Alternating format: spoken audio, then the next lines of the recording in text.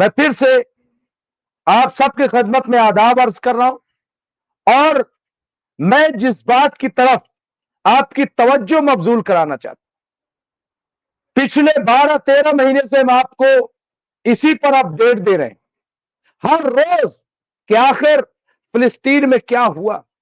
پوری دنیا کی توجہ اس پر مرکوز ہے، کیونکہ لوگ جو ہے اس جنگ کو تیسری عالمی جنگ کے روپ میں بھی دیکھ رہے ہیں، اس شکل میں بھی دیکھ رہے ہیں، کیونکہ یوکرین اور روس کی جنگ 3 سال ہو گئے، اور دوسری یہ بڑی جنگ جس کو اسرائیل یہ سمجھ رہا تھا کہ 1-2 ہفتے میں ہم جائیں گے اور غزہ پر قبضہ کر لیں گے، بڑے بڑے مرکاوا ٹینک اور نہ جانے کون کون سے ہتھیار لے کر کے پہنچے، لیکن ہوا کیا؟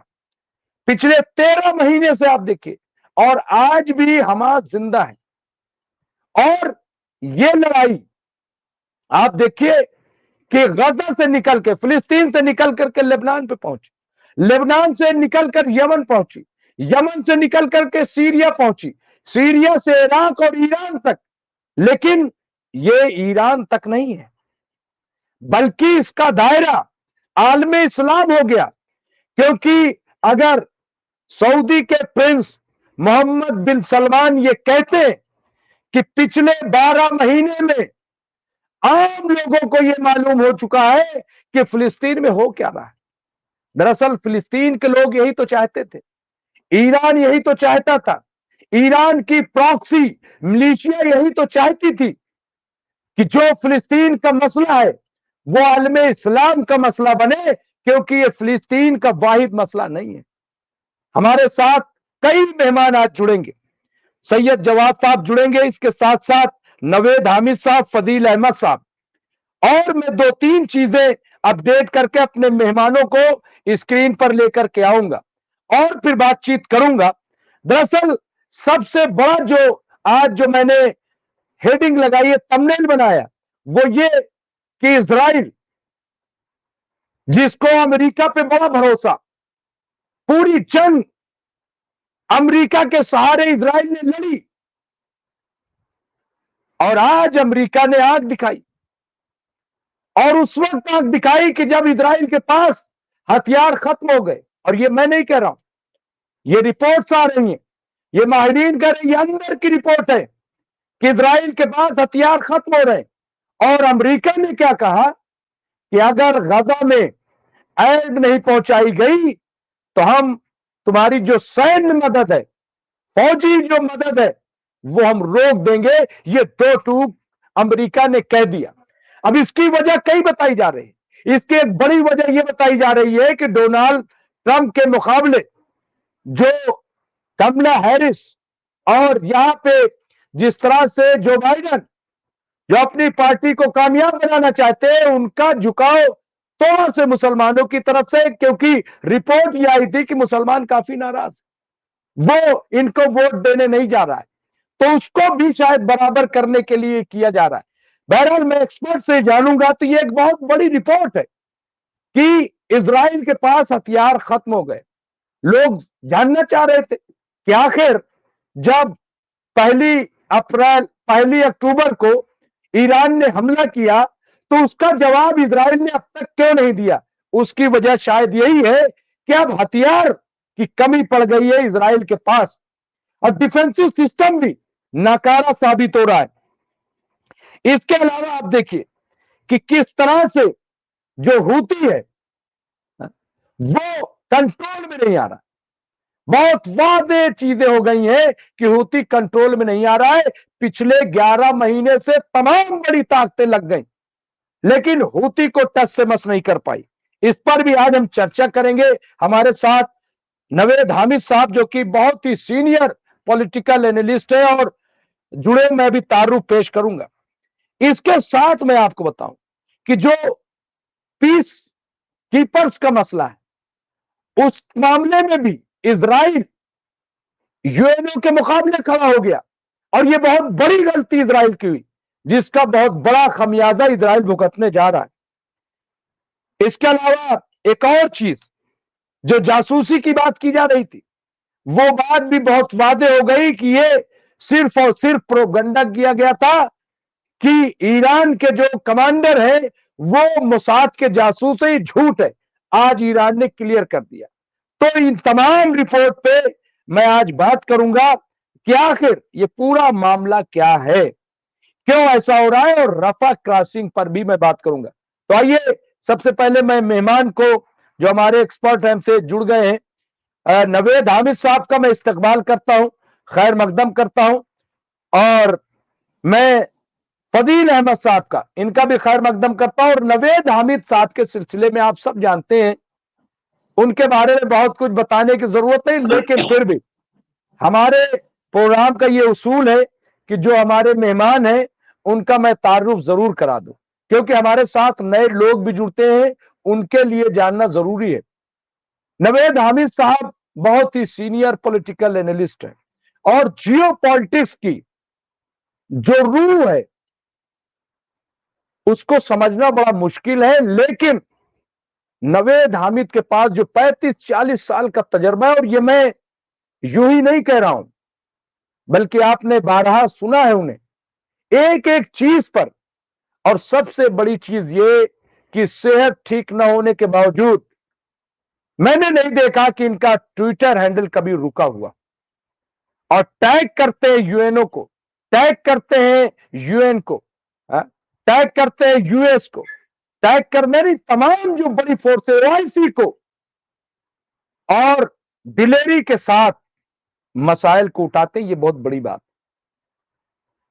तो मैं उनसे बात करूंगा, और इसके साथ साथ मैं फजील अहमद साहब, जो पॉलिटिकल एनालिस्ट है, सीनियर पॉलिटिकल एनालिस्ट है, आप टीवी डिबेट में इनको देखते हैं, ये हर चीज को एक पॉलिटिकली देखते हैं और उसको समझने की कोशिश करते हैं कि आखिर ये जो चल रहा है इसके पीछे क्या है, इसके पीछे की सियासत क्या हो सकती है।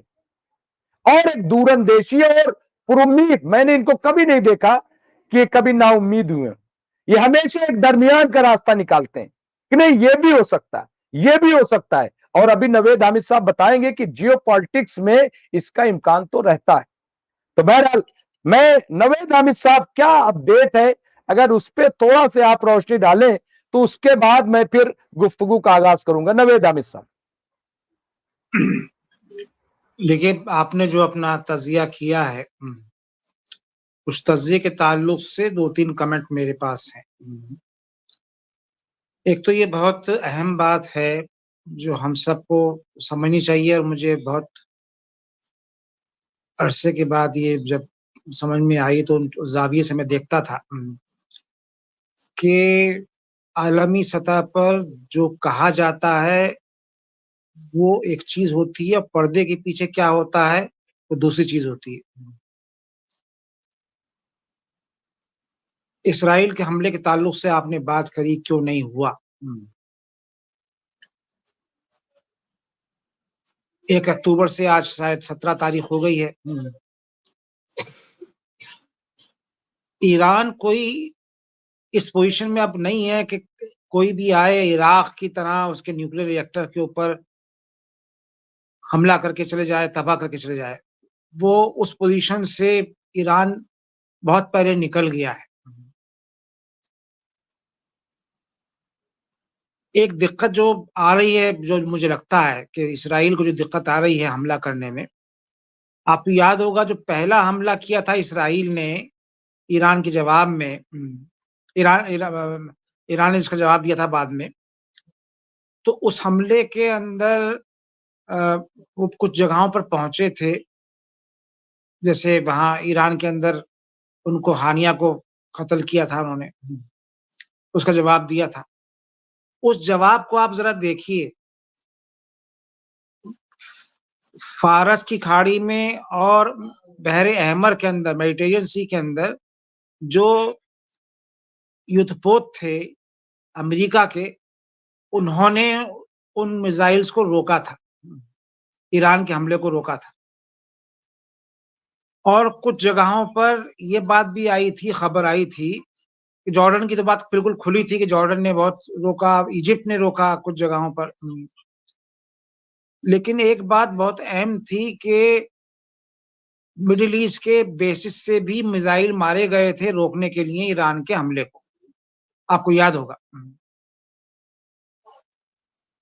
اب ایران کے اس اعلان کے بعد بالکل کہ اگر اسرائیل نے ہمت کری تو کچھ ہی گھنٹے کے اندر اندر ہم جوابی حملہ کریں گے، اس کے تعلق سے وہ اپنا، جیسے انگریزی میں کہتے ہیں بیٹنگ دا ڈرم، وہ مستقل اپنا وان کر رہے ہیں، اس کو اسرائیل کو وان کر رہے ہیں، اسرائیل کے حمایتیوں کو بھی وان کر رہا ہے، اور حمایتی کون ہے سب جانتے ہیں، آپ واقف ہیں خوب اچھی طرح۔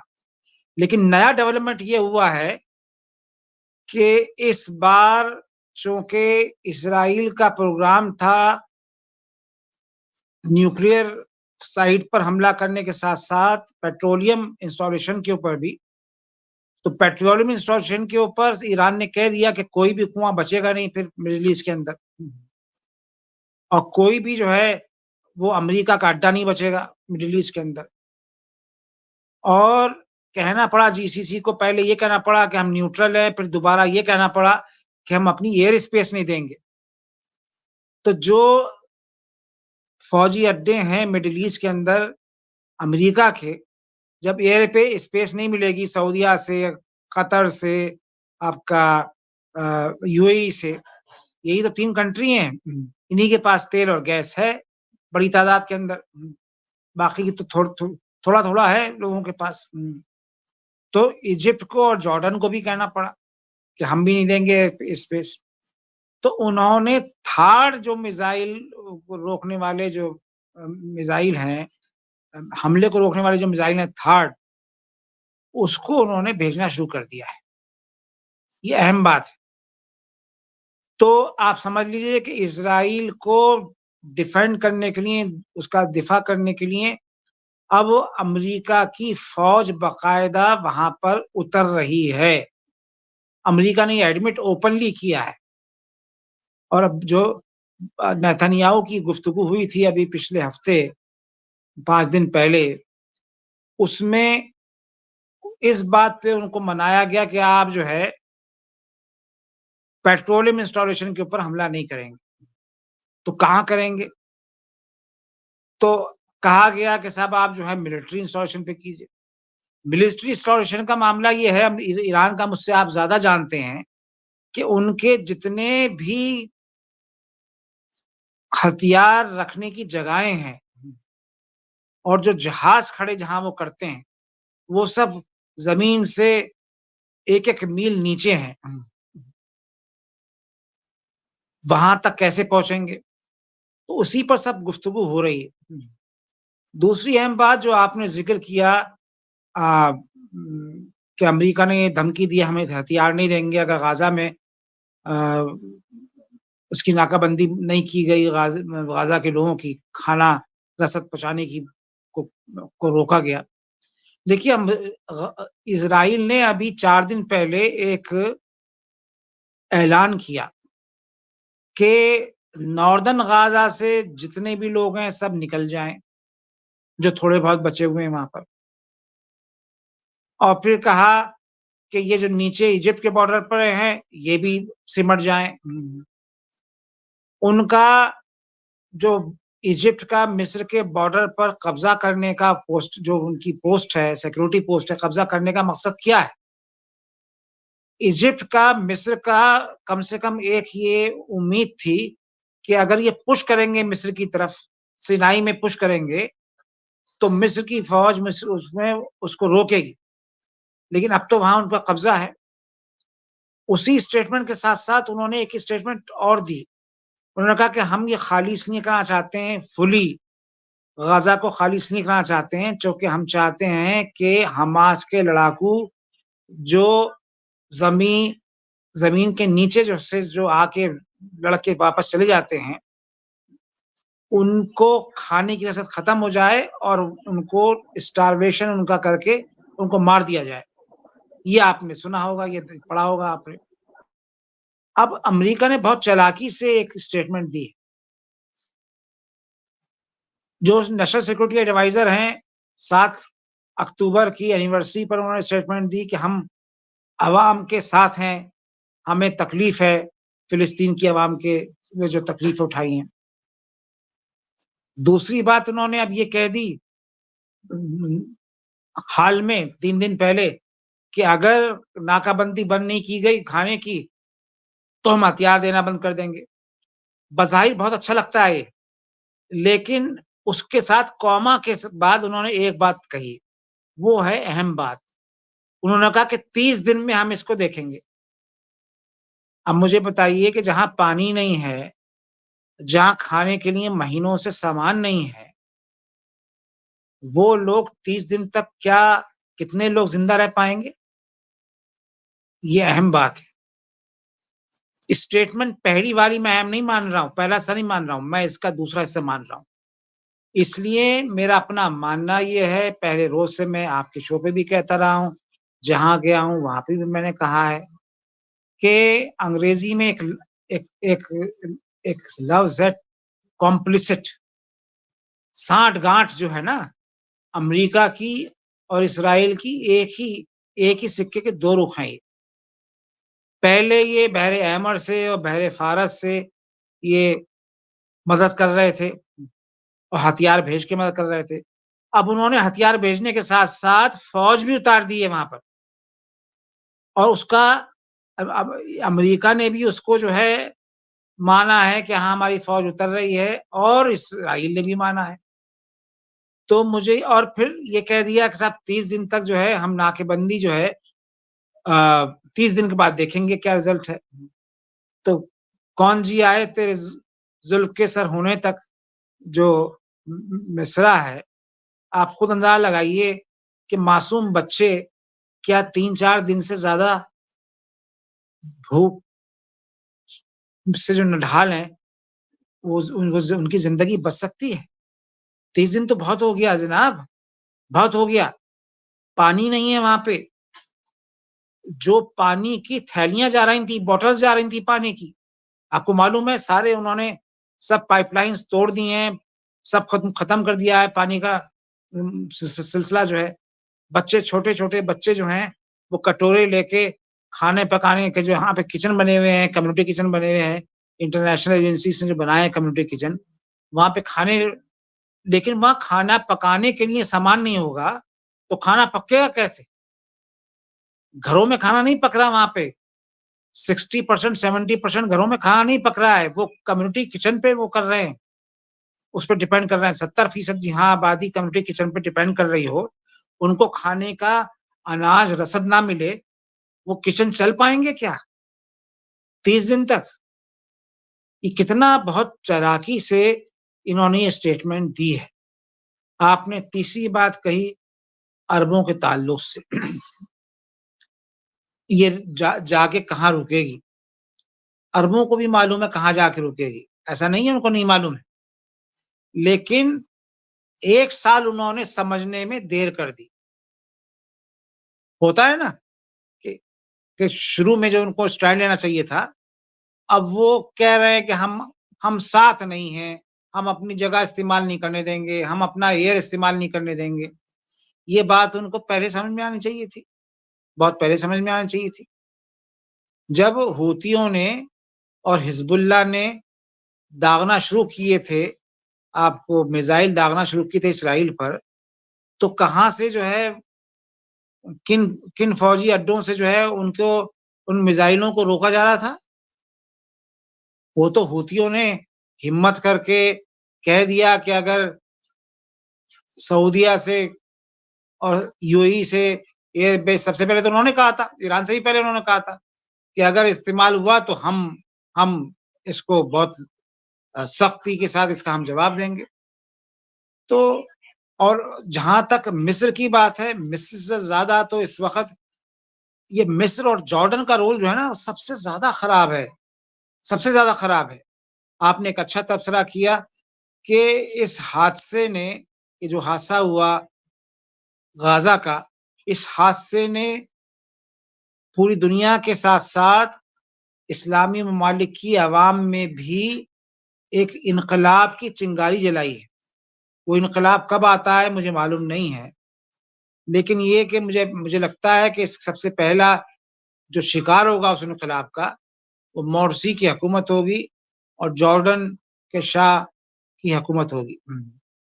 کس نام مکاری کے ساتھ یونائٹڈ نیشن میں جارڈن کے کنگ جا کے جو ہے اسٹیٹمنٹ دیتے ہیں, لگتا ہے کہ جیسے ابھی آنسو کا دریا بہہ جائے گا, لیکن ڈھاک کے 3 پار عملی طور پہ کچھ نہیں کر رہے ہیں.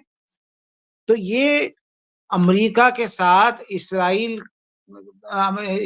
اور امریکہ کے ساتھ یہ جارڈن اور مصر کی حکومتیں بھی کھڑی ہیں, پوری طرح کھلے طور پہ کھڑی ہیں.